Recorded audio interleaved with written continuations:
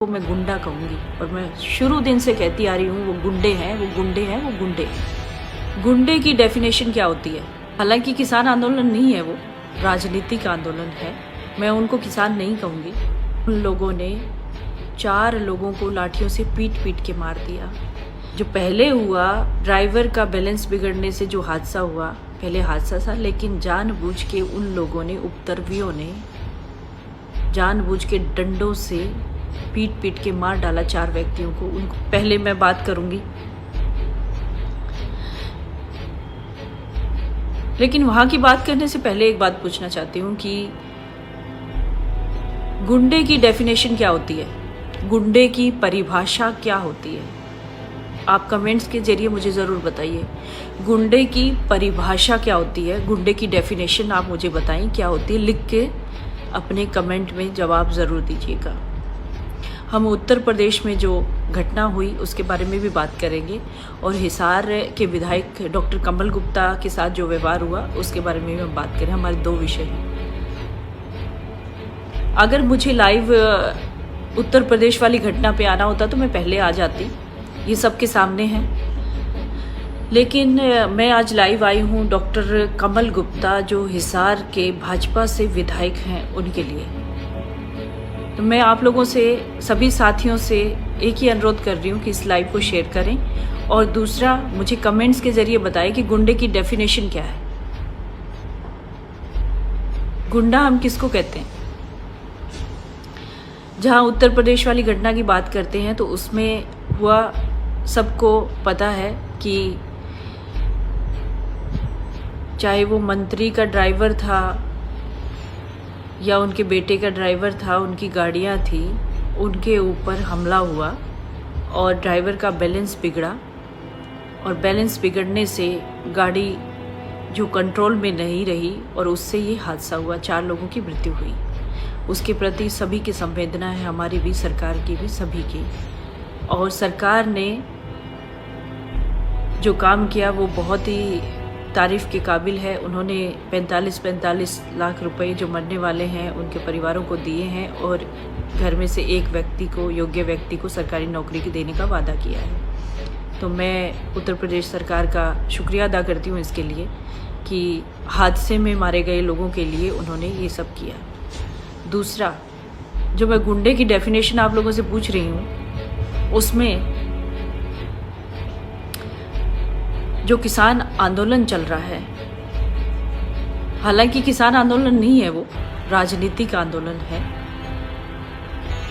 मैं उनको किसान नहीं कहूँगी। उन लोगों ने क्या किया? उन लोगों ने, जब वो हादसा होने के बाद उसी जगह पे तुरंत उन लोगों ने 4 लोगों को लाठियों से पीट पीट के मार दिया। क्या हमारा लोकतंत्र हमें ये परमिशन देता है? क्या हमारा संविधान ये हमें परमिशन देता है कि किसी को हम लाठियों से पीट पीट के मार डालें? उन लोगों ने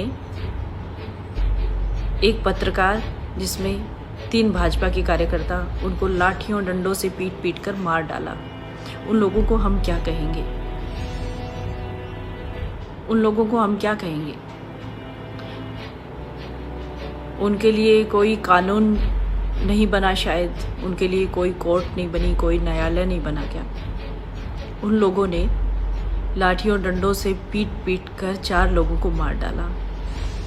और जो आंदोलन करने वाले हैं, अपने आप को जो 40 किसान संगठन बताते हैं, और उन्हीं 40 किसान संगठनों की अगुवाई करने वाले जो नेता हैं, उनके जो राजनीति से ताल्लुक़ रखने वाले लोग हैं, मुझे नहीं पता उनका नाम क्या है।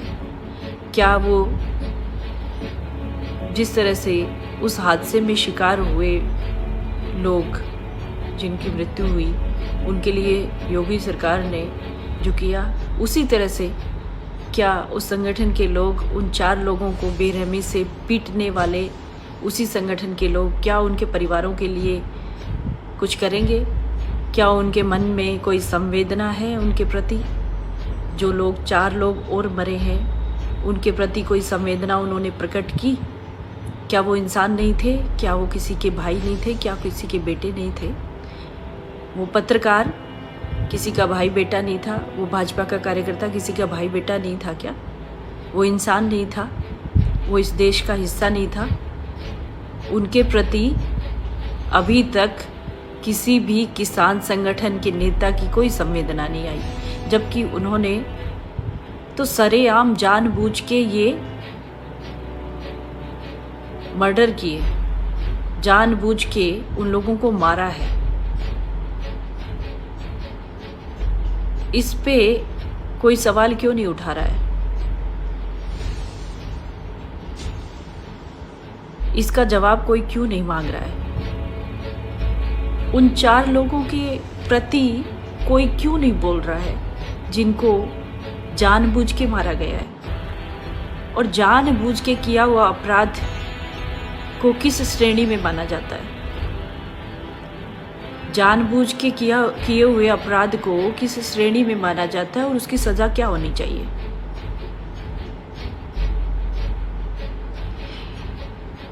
जो पहले हुआ, ड्राइवर का बैलेंस बिगड़ने से जो हादसा हुआ, पहले हादसा था, लेकिन जानबूझ के उन लोगों ने, उपद्रवियों ने जानबूझ के डंडों से पीट के मार डाला 4 व्यक्तियों को। उनको मैं गुंडा कहूँगी, और मैं शुरू दिन से कहती आ रही हूँ, वो गुंडे हैं, वो गुंडे हैं, वो गुंडे हैं।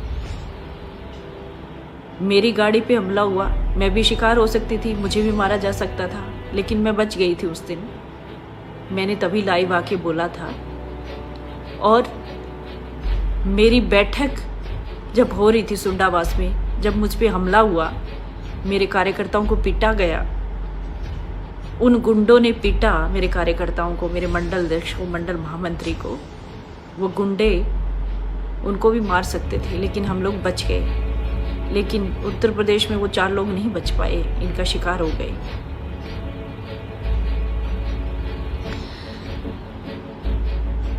उत्तर प्रदेश की घटना ये है, आप लोग दिल से सोचें इसके बारे में, न्याय और अन्याय के बारे में सोचें कि क्या हो रहा है हमारे देश में।